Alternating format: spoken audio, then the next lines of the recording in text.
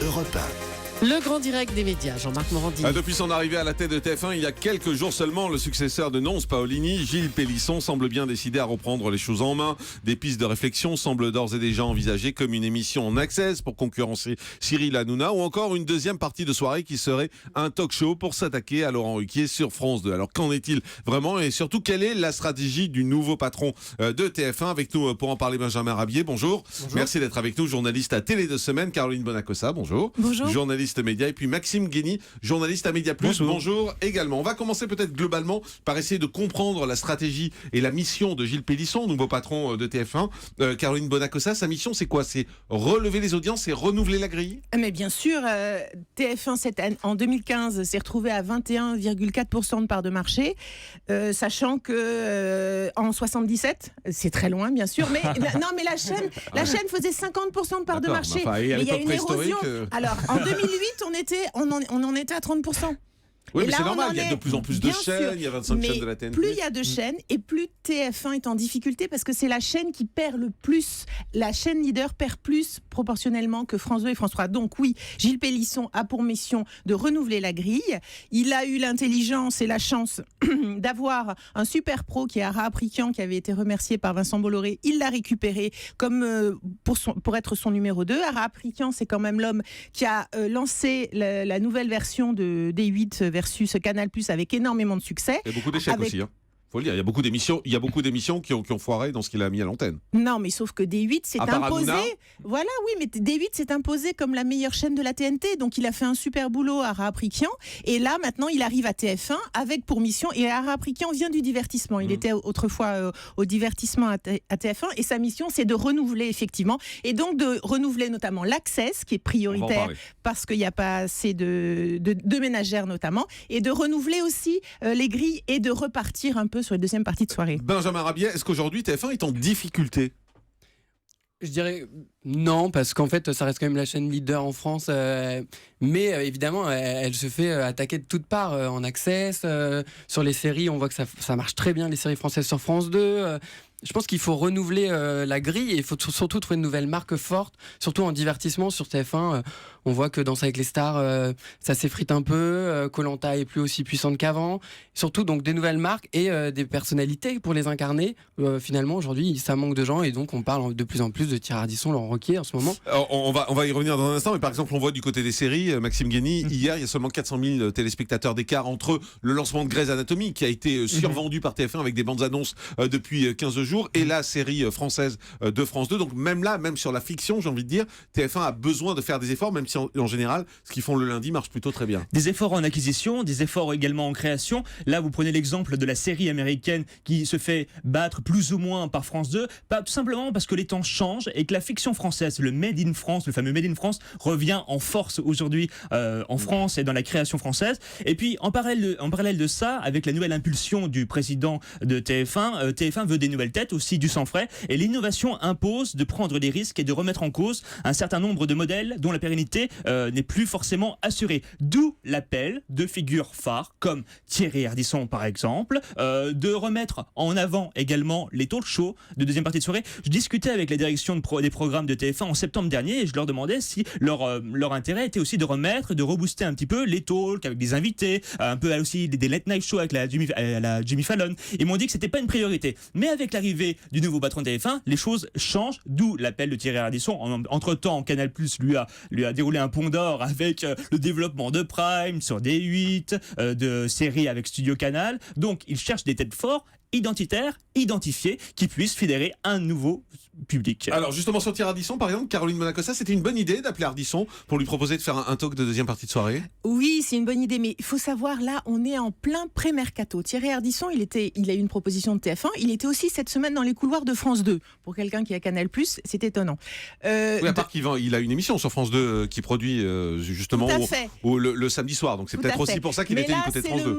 C'est le moment où animateurs et chaînes se voient, discutent. Laurent Ruquier, effectivement, est en contact avec TF1. Et d'ailleurs, ça remonte à bien avant l'arrivée de Gilles Pélisson, puisque ça fait déjà plusieurs mois qu'il a été approché par TF1.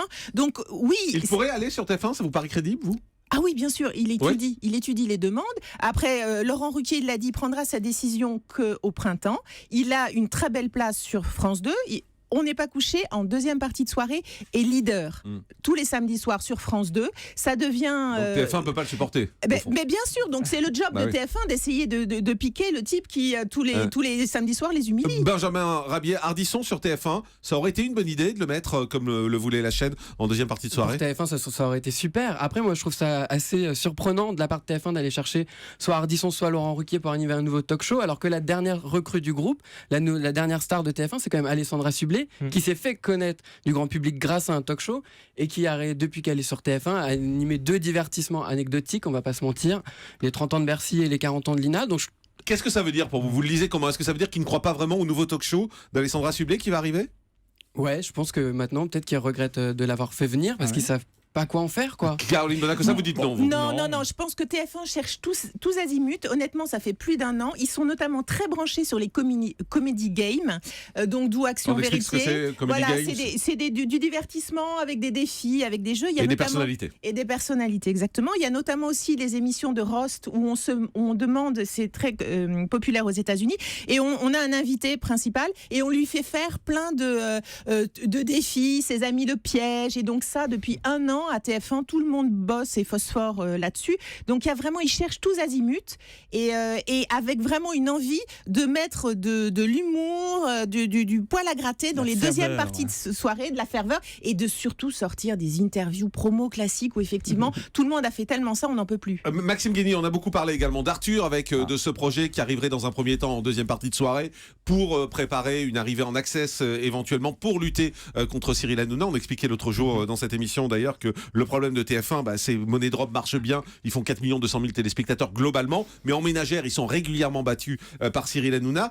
Est-ce que mettre Arthur face à Cyril Hanouna, c'est l'idée géniale? Premièrement, toute concurrence est extrêmement saine. Je comprends la logique de TF1 de vouloir solidifier non seulement son nombre de téléspectateurs, mais aussi ses cibles commerciales. C'est quand même le gagne-pain, c'est le nerf de la guerre. Et d'autant, là, sur l'émission d'Arthur, je ne crois absolument pas à un TPMP bis, d'une part. Et d'autant qu'on parle d'une émission qui ne sera pas tournée avant 2 mois. Ils ne savent pas encore comment elle va s'appeler. La seule chose qu'on peut confirmer, c'est que ça sera avec la bande d'Arthur. Voilà. Ensuite, affaire à suivre. Mais évidemment, l'ambition est claire de TF1. Elle est même très limpide. Renforcer le leadership de la chaîne sur la télévision en clair en France, et ça passe par de la création. D'ailleurs, il y a eu la création d'un pôle contenu à part entière pour faire de la création et aussi renforcer les acquisitions. Mais est-ce que Arthur peut arriver à combattre Cyril Hanouna pour vous?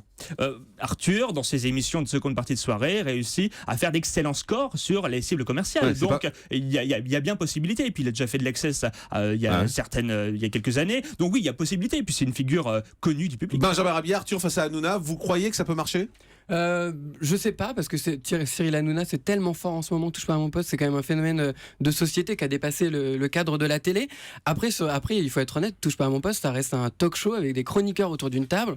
Certes, Cyril Hanouna a une aura et il fait quasiment 2 millions là, il les a frôlés encore. La mayonnaise a pris, donc évidemment ça fonctionne, mais quand je vois sur un site que vous connaissez un peu, Jean-Marc, s'appelle jean-marc-morandini.com, les premiers noms qu'on fuité, Valérie Damido, Christophe Beaugrand, Sandrine Quétier, sur le papier, franchement, ça me donne plutôt envie, moi. Vous êtes d'accord avec ça, Caroline Bonacossa? Non, moi je pense surtout... Alors, il faut dire qu'on est là dans des secrets industriels, parce qu'on n'a pas d'infos sûres. Et moi, je pense que Arthur n'ira pas face à TPMP et Cyril Hanouna. Je pense qu'il travaille sur de la deuxième partie de soirée et pas sur un access. Mais vous pensez pas qu'Araprikian a une revanche à prendre face à des 8 qu'il a virés?